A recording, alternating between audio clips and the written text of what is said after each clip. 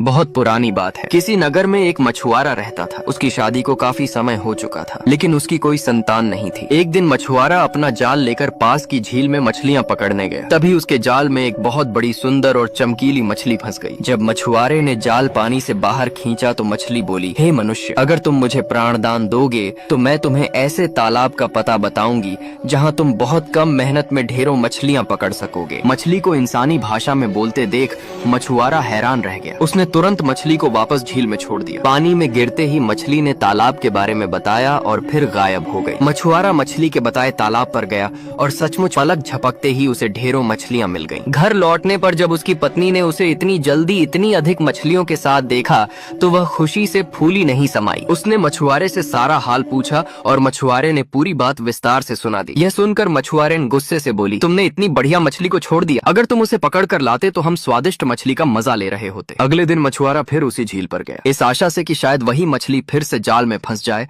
और वह अपनी पत्नी को खुश कर सके। उसका भाग्य अच्छा था, सचमुच वही मछली फिर से उसके जाल में फंस गई। मछली ने फिर से छोड़ देने की विनती की। मछुआरे का दिल पसीज गया और उसने उसे पानी में छोड़ दिया। मछली ने फिर एक और तालाब का पता बताया और मछुआरा वहाँ से भी मछलियों का भारी बोझ लेकर घर लौटा। आज जब उसकी पत्नी ने यह जाना तो वह और भी गुस्से में बोली, किस गधे से पाला पड़ा है मेरा। हे राम, हमारा तो भाग्य ही फूटा है भला। हाथ आई ऐसी मछली भी कोई 2 बार छोड़ता है। अगर कल भी वह मिली और तुमने उसे छोड़ दिया तो मैं तुम्हें जान से मार दूंगी। अगले दिन बेचारा मछुआरा भोर होते ही झील पर पहुंच गया। उसने जाल डाला और कुछ देर बाद उसे खींचा। आज भी वही सुंदर बड़ी मछली उसके जाल में फंस गई, लेकिन इस बार मछली की सारी प्रार्थनाएं बेकार गई। मछुआरे ने उसकी विनती अनसुनी कर दी और घर की ओर चल पड़ा। घर पहुंचकर कर मछुआरे ने एक बड़े पात्र में पानी भरकर मछली को उसमें डाल दिया। मछुआरा और उसकी पत्नी दोनों उसे निहारने लगे और सोचने लगे कि उससे कौन सा व्यंजन सबसे स्वादिष्ट बनेगा। तभी मछली ने सिर पानी से बाहर निकाला और बोली, अब मेरा मरना तो तय है, लेकिन मरने से पहले मैं तुम्हें अपनी आखिरी इच्छा बताना चाहती हूँ। क्या तुम उसे सुनोगे और मानोगे? दोनों ने हामी भर दी। मछली बोली,